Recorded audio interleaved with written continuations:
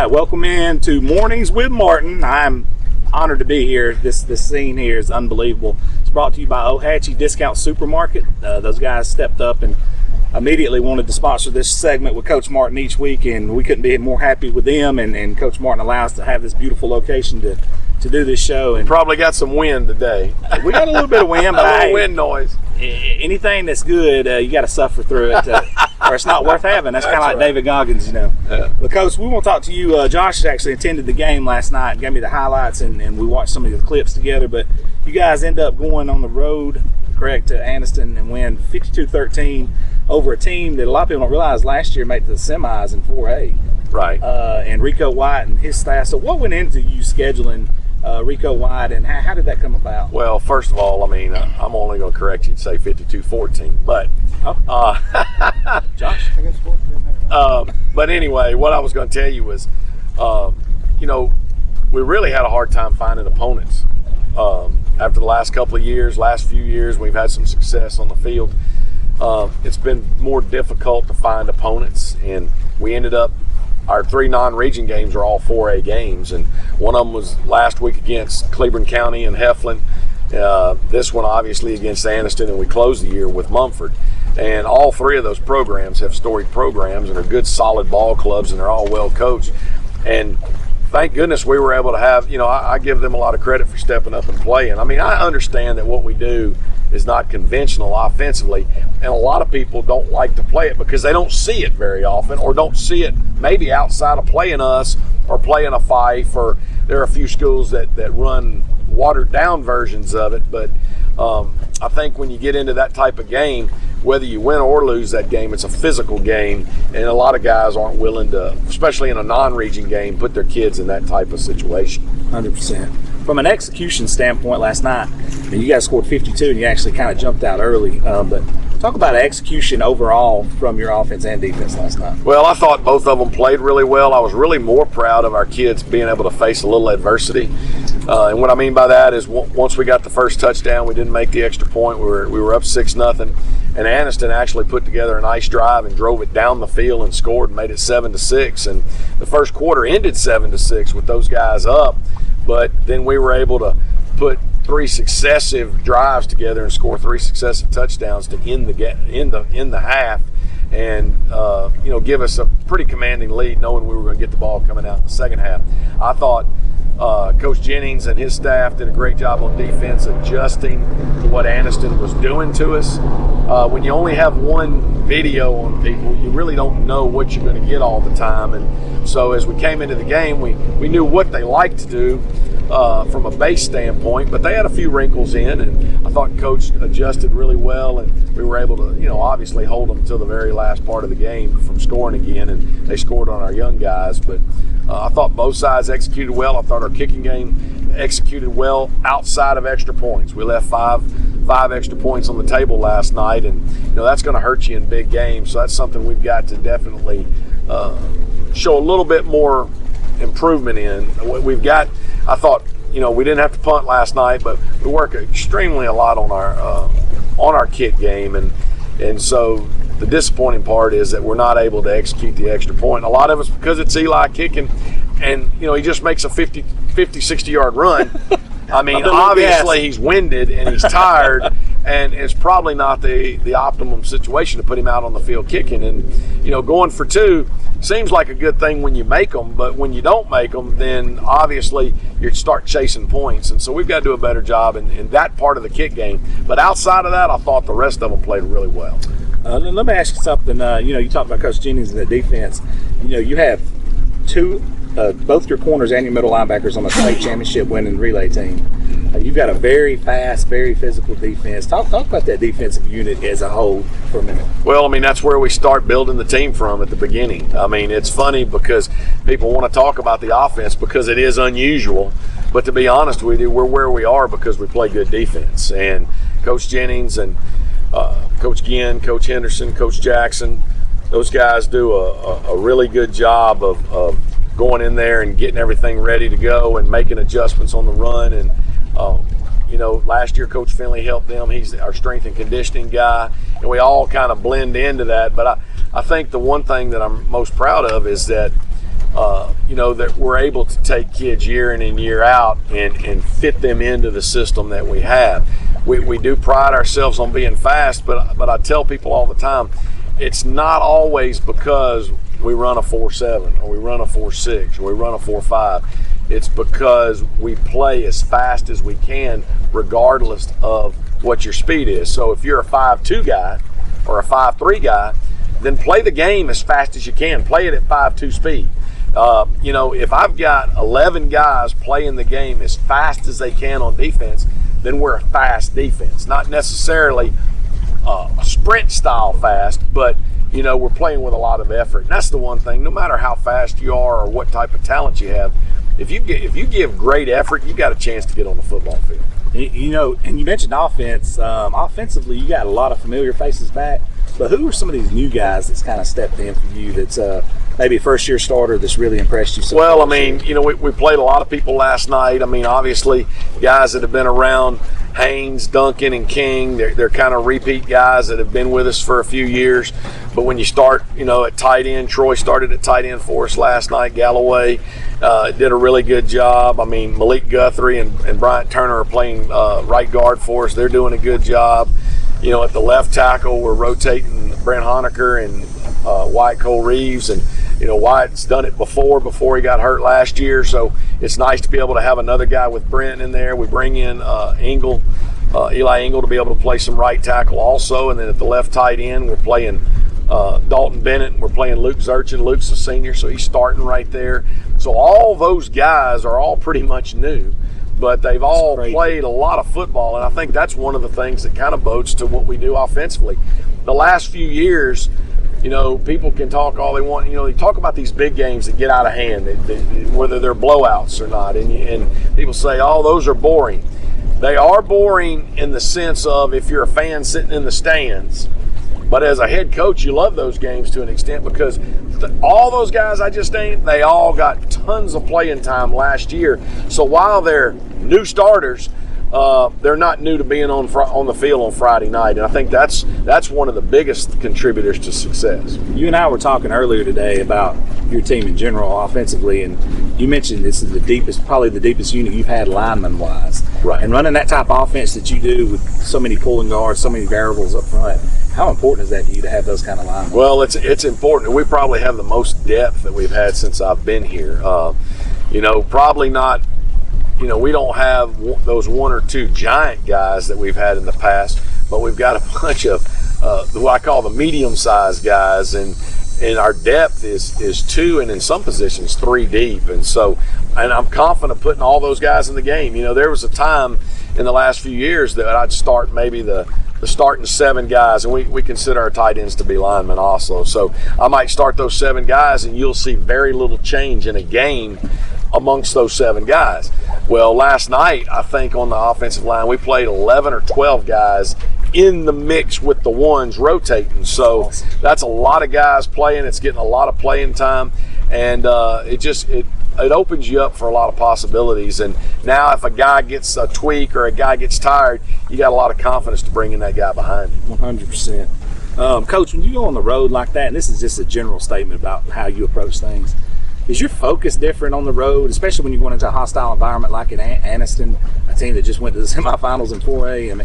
How much different is your approach on the road, and how does that affect your team when you put in the travel variable? Well, it's funny you say that. We've always thought that we were a good road team and we played well on the road.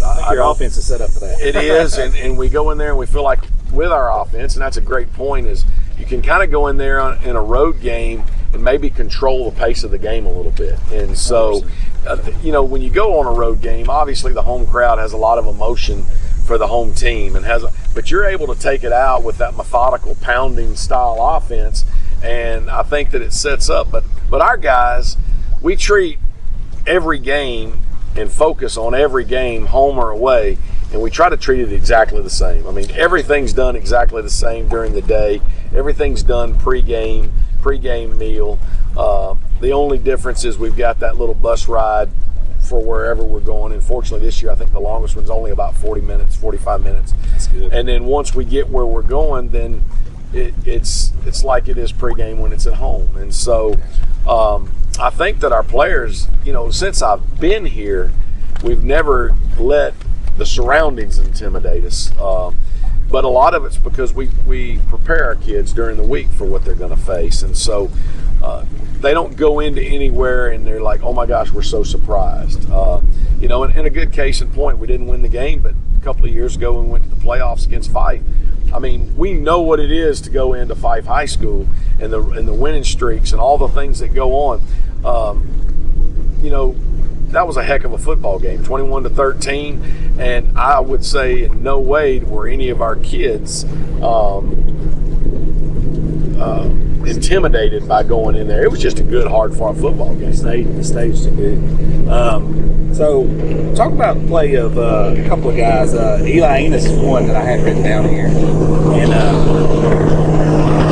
what does that say? We'll start this question. Hey, you got all these boats now. You got that's the adversity you got to face. That's right, man. David Goggins, man, this is the suffering. I said, this is the suffering right here. I was going to let you know for the end of the video. Okay. Ready? All right, Coach. Now you have a familiar face at quarterback. We talked about some of the newer faces earlier. You got Eli Enos back, and you've actually been opening him up, Coach. You've been turning him loose. I mean, this looks like another guy. Well, we threw 3 passes last night. Oh, wow. But you threw one that was a very successful in the first week. So, I mean, we're up to 4 passes now. Yeah. But talk about Eli's play, man, honestly. Well, I mean, I don't think it's a secret to anybody what type of athlete he is. I've been real proud of him during the quarantine and then coming back to the summer. And that was another thing. We treated our summer as if our summer was the same summer we go to every summer. We didn't do anything special or different than what we had done every summer, other than wearing masks when we were close and cleaning. But the summer workouts were the same. But Eli from last year put on probably another 10 or 15 pounds, and he weighs like right at 194, 195 every day. He's come out there. His work ethic is the same as it's always been. He started that with Dominique the last couple of years, and he continued it on and got some others involved. And then, obviously, Noah came into the backfield for us. And the one thing about Noah Fuller is, people don't know about him because, I hate to say he was in Dominique's shadow, but Dominique it was his team the last couple of years. But Noah started defensive back both those years, and he's a very quiet young man, so you don't hear a lot about him. And I say he's not flashy, but this is his senior year. He's another one that yesterday weighed 194, 195 when he stepped on the scale. So he's put on a ton of weight. I say a ton of weight, but he hadn't lost his speed. And so not only is he playing defensive back, which he did very well last night, but he runs the ball extremely well. He's got good vision. He's got good speed. He's a different style runner than Dominique was. He's not the super powerful guy, but he is the guy that can make a guy miss and take it the distance. And both those guys have done an excellent job. And both of them, when they don't have the ball in their hand, do a great job too, because a lot of times they're called on to be blockers, and they're very unselfish and they get the job done. A lot of people don't notice that. Like people who are not football purists don't respect things like that. But something you just said is an intangible that makes an overall good football player, in my opinion. I'm sure in your opinion as well. It does. And it's also his birthday today, correct? Oh, it is Noah's birthday today. So happy birthday. 17, 18? I'm guessing 18. He never tell nowadays. Well, I feel like this. I know he didn't start the year at 16, but I know this. You got a guy like Greg King for us, who arguably is our best lineman, and Greg's a senior this year, and he played the first game at 16 years old. That's insane. So, people in Ohatchee go to school early. Man, they do. They don't hold them back. They shove them forward. You don't have no 19-year-old seniors, man. Come on, no, I don't have any 19-year-old seniors. You need to get control of that, man. I tell you, like I said, everybody else is holding them back. Hell, we're shoving them forward. That's awesome, dude. Get out the house. Let's go. Well, people's got stuff to do here. People want to go have their, enjoy this scenery. You guys have here in Ohatchee. I got you. Now this week, you've had 2 weeks under your belt to assess your team, and you've got a lot better scale or gauge to where your team is now than before we kicked off. How would you assess your team so far? Well, they've played well. They've played extremely hard. Their effort's been really good. You know, you look at games like the scores of the last 2 games and say, Coach, how can you not say y'all haven't played great?